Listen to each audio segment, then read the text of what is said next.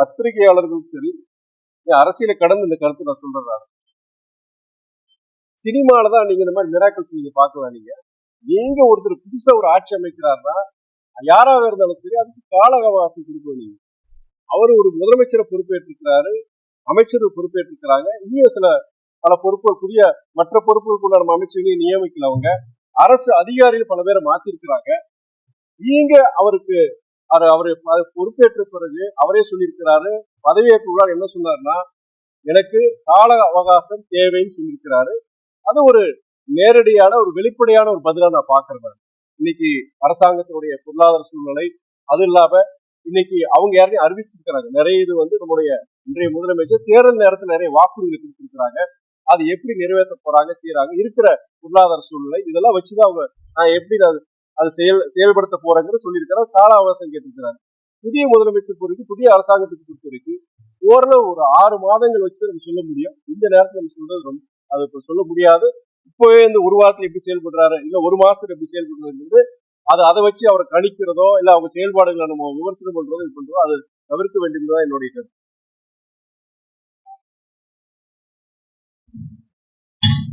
அவரு முதலமைச்சர் பொறுத்த வரைக்கும் தெளிவா சொல்லியிருக்கிறாரு, குதிரை பேரம் கிடையாது, குதிரை வேகத்தில் இந்த அரசாங்கம் செயல்படும் சொல்லியிருக்கிறாரு. அந்த நம்பிக்கையின் அடிப்படையில இப்போ தமிழ்நாட்டு மக்களும் சரி, எங்களை போன்ற அரசியல் இயக்கம் அந்த நம்பிக்கையோட அவர் செயல்படுவாருங்கிறது நாங்க நம்புறோம். அந்த குதிரை பேரம் கிடையாது, குதிரை வேகத்தில் இந்த அரசாங்கம் செயல்படும் சொல்லியிருக்கிறோம். அதன் அடிப்படையில் அது செயல்பட நல்லதுன்னு நாங்க நினைக்கிறோம்.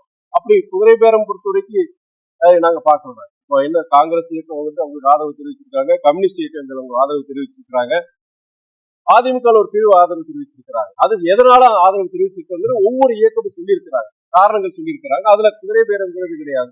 அதிமுக நடக்குது அது உட்கட்சியோட பிரச்சனை. அதை அதுக்குள்ள நான் போக விரும்புறேன்.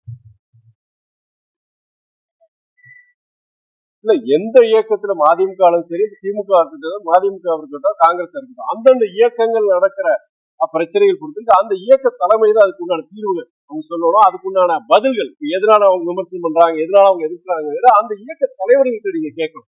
பிற இயக்கங்கள் கிட்டயோ பிற இயக்க நபர்கள் அதை பத்தி சொல்லும் போது அது எவ்வளவு உண்மை இருக்கும்.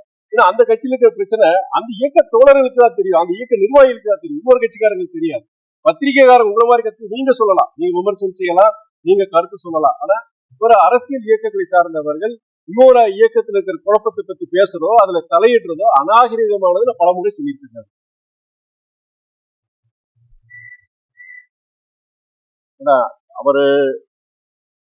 அவருடைய கருத்து, அண்ணா தினகரனுடைய கருத்து, அவரை பொறுத்த வரைக்கும் நம்முடைய முதலமைச்சர் பொறுத்த வரைக்கும் கிட்டத்தட்ட 140க்கு மேல சட்டமன்ற உறுப்பினர்கள் அவருக்கு ஆதரவு தெரிவிச்சு அப்சல்யூட் மெஜாரிட்டியை நிரூபிச்சிருக்கிறார். ஃப்ளோர் ஆஃப் தி ஹவுஸ் சட்டமன்றத்துல அவர் மெஜாரிட்டி நிரூபிச்சிருக்கிறார். அதன் அடிப்படையில இந்த அரசாங்கம் இருக்குங்கிற நம்புறோம். காலம்தான் பதில் சொல்லு, காலம்தான் பதில் சொல்லு.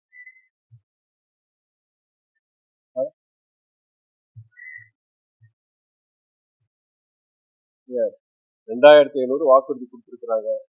அரசாங்கம் இனிய முக்கிய பொறுப்புகள் அதிகாரிகள் யாரும் எங்கேயும் போடல. அவரும் என்ன சொல்லியிருக்கிறாங்கன்னா அந்த பதில் பொறுத்த வரைக்கும் தாவக சார்ந்த அமைச்சரோ இல்ல அரசாங்கம் அவங்க என்ன பதில் சொல்லியிருக்காங்கன்னா இந்த 2500 பொறுத்த வரைக்கும் படிப்படியாக நிறைவேற்றுவோங்கிறது அவர் சொல்லியிருக்கிறார். அதுல நிறைவேற்றுவாங்கிறது நம்பிக்கையோட. அப்படி நிறைவேற்றலாம் எங்களை போன்ற அரசியல் இயக்கங்கள் நீங்க தேர்தலில் வாக்குறுதி கொடுத்தீங்க இல்லையா, ஏன் நிறைவேற்றவில்லை கேள்விகள் நீங்க சட்டமன்றத்திலேயே நம்ம சட்டமன்ற உறுப்பினர் கேட்பாங்க, வெளியில எங்களை போன்ற நபர்களும் கேட்பாங்க.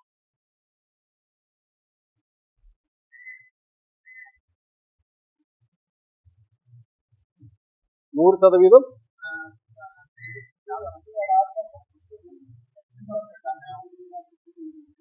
அது நம்முடைய அவரு சூப்பர் ஸ்டார் அண்ணன் ரஜினிகாந்தோடைய அது கருத்து, அது அவருடைய கருத்து. மக்களுடைய தீர்ப்பை நம்ம மதிக்கணும். அது அவங்க ஒரு குறிப்பிட்ட இயக்கத்துக்கோ குறிப்பிட்ட ஒரு தலைவர் வெற்றி பெறணும், மக்கள் சட்ட தேர்தல்கள் அவங்க வாக்களிக்கும் போது அதை நம்ம மதிக்கணும். அது இதனாலதான் அதனால சொல்லி சிறுமப்படுத்தக் கூடாதுங்கிறது என்னுடைய கருத்து. இன்னைக்கு பொறுத்த வரைக்கும் தனிப்பார்வை பெரும்பான்மை மெஜாரிட்டி யாருக்கும் கிடையாது. சிங்கிள் லார்ஜஸ்ட் பார்ட்டி அப்படின்னு பார்க்கும்போது சகோதரர் விஜயோட இயக்கம் அரசியல் சாசன சட்டத்தின்படி இன்னைக்கு அந்த அதிக எண்ணிக்கையில் இருக்கிற இயக்கம் பொறுத்த வரைக்கும் தலைமை பொறுப்பு ஏற்கணும், அரசாங்கத்தை அமைக்கணுங்கிறது நியதி. அதன் அடிப்படையில் அவங்க அரசாங்கம் அமைச்சிருக்கிறாங்க. எதன் அடிப்படையில் ஜனங்களை பொறுத்த வரைக்கும் அவங்க ஏதோ ஒரு காரணத்துக்காண்டி ஒரு மாற்றத்தை விரும்பி அவங்க இன்னைக்கு அவருக்கு ஒரு விஜய்க்கு ஆதரவு கொடுத்திருக்கிறாங்க. அதை வேற விதமா கொச்சைப்படுத்தி பேச நான் விரும்புறேன். ஏன்னா மக்கள் தீர்ப்பு மகேசன் தீர்ப்புங்கிறது அதை மதிக்கணுங்கிறது என்னுடைய நிலைப்பாடு.